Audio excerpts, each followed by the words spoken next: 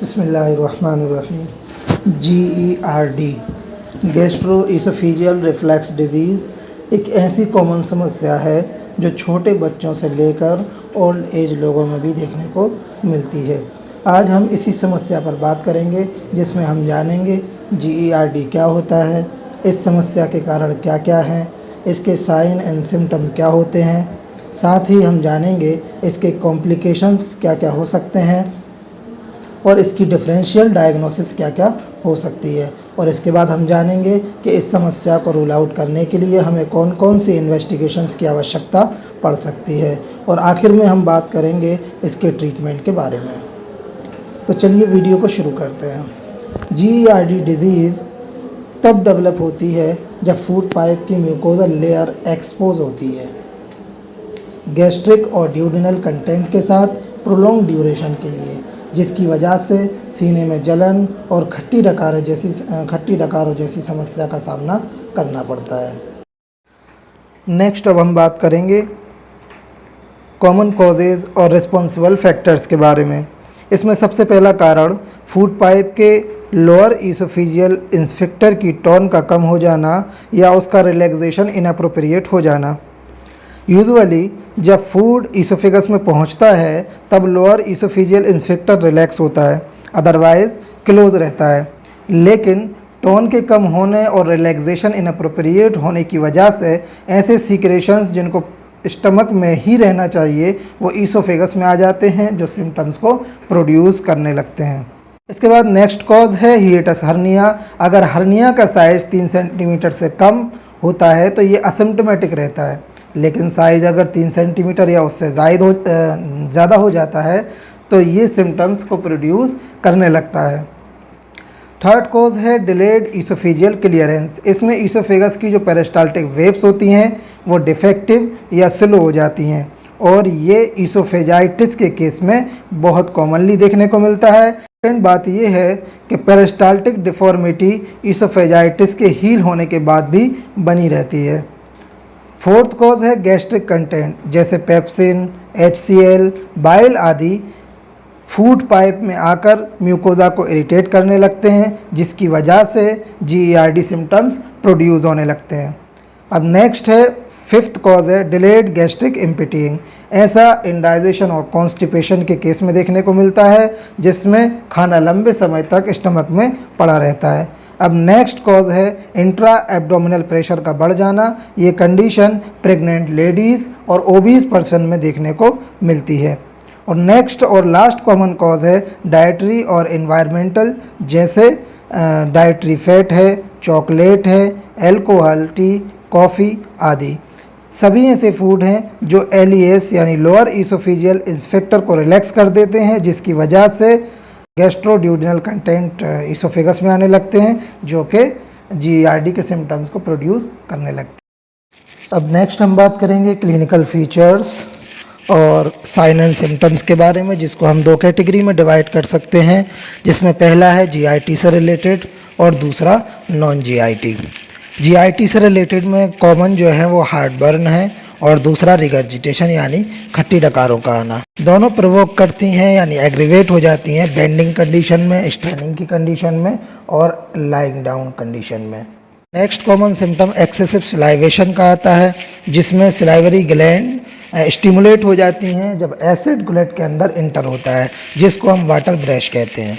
इसमें next condition जो होती है वो पेशेंट नाइट में अचानक से उठकर बैठ जाता है, क्योंकि एसिड लैरिंजाइटिस की वजह से वहाँ पे चोकिंग होने लगती है और लैरिंग्स जो है वो इरिटेट करती है, फ्लूइड वहाँ पे जमा हो जाता है। के बाद अनकॉमन सिम्टम्स में डिस्फेजिया आता है, जो कि ईसोफेजाइटिस की कंडीशन में या ईसोफेगस के स्ट्रक्चर की कंडीशन में देखने को हमें मिल जाता है।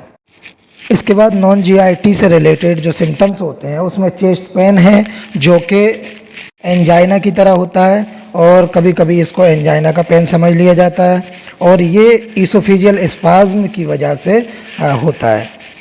इसके अलावा एसिड लैरिंजाइटिस की वजह से हॉर्सनेस ऑफ वॉइस हो जाती है, और इसमें अनकॉमनली क्रोनिक कफ और एज़मा भी देखने को मिलता है। अब नेक्स्ट हम बात करेंगे कॉम्प्लिकेशंस के बारे में, जिसमें GERD के केस में 80% ईसोफेजाइटिस देखने को मिलता है। नेक्स्ट इसमें कॉम्प्लिकेशन है बरेट्स इसोफेगस, जिसमें प्री मेलिग्नेंट कंडीशन डेवलप हो जाती है, जिसमें कॉलमनार मेटाप्लेजिया हो जाता है, जिसको हम कॉलमनार लाइन इसोफेगस भी कहते हैं। नेक्स्ट कॉम्प्लिकेशन जो है वो गैस्ट्रिक वॉल्वुलस होता है, जिसमें रोटेशन हो जाता है स्टमक का। और नेक्स्ट कंडीशन जो है वो ओल्ड एज में देखने को मिलती है, जिसमें इसोफेजाइटिस की कंडीशन में ब्लीडिंग हो जाती है और पेप्टिक स्ट्रक्चर भी हो जाता है। नेक्स्ट हम बात करेंगे इन्वेस्टिगेशंस के बारे में। यूजुअली यंग पेशेंट में इन्वेस्टिगेशन की ज़रूरत नहीं पड़ती है, लेकिन पेशेंट जो 50 ईयर्स से ज़्यादा के हों, ऐसे पेशेंट में सबसे पहले हम सीबीसी कराएंगे, क्योंकि अगर कोई ब्लीडिंग एक्टिव ब्लीडिंग है तो एनीमिया की कंडीशन डेवलप हो सकती है। सेकेंडरी हम कोई कॉम्प्लिकेशंस तो नहीं हुआ है, उसको डिटेक्ट करने के लिए हम एंडोस्कोपी कराएंगे।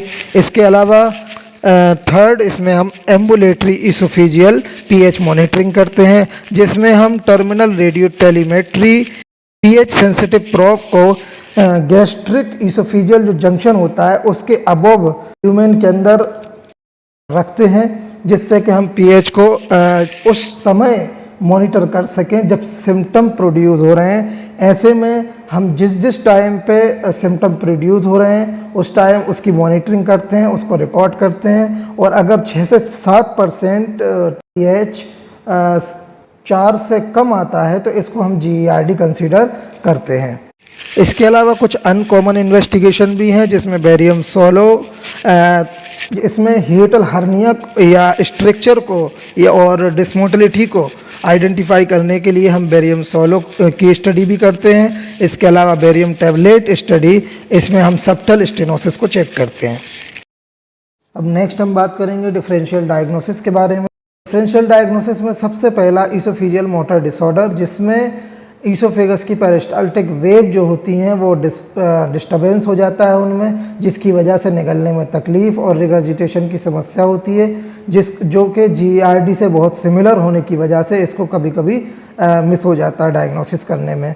नेक्स्ट है एंजाइना पेक्टोरिस, जिसमें सिमिलर पेन होता है जीईआरडी की तरह, इसलिए इसको डायग्नोसिस करना थोड़ा सा डिफ़िकल्ट हो जाता है। नेक्स्ट है एज़मा, और इसके अलावा इंडाइजेशन और पेप्टिक अल्सर डिजीज़ और पॉलीलिथियासिस में भी इसको डायग्नोसिस करना थोड़ा सा डिफ़िकल्ट हो जाता है, क्योंकि इनके क्लिनिकल फीचर्स बहुत कुछ मिलते जुलते होते हैं। अब नेक्स्ट हम बात करेंगे जीईआरडी के मैनेजमेंट के बारे में।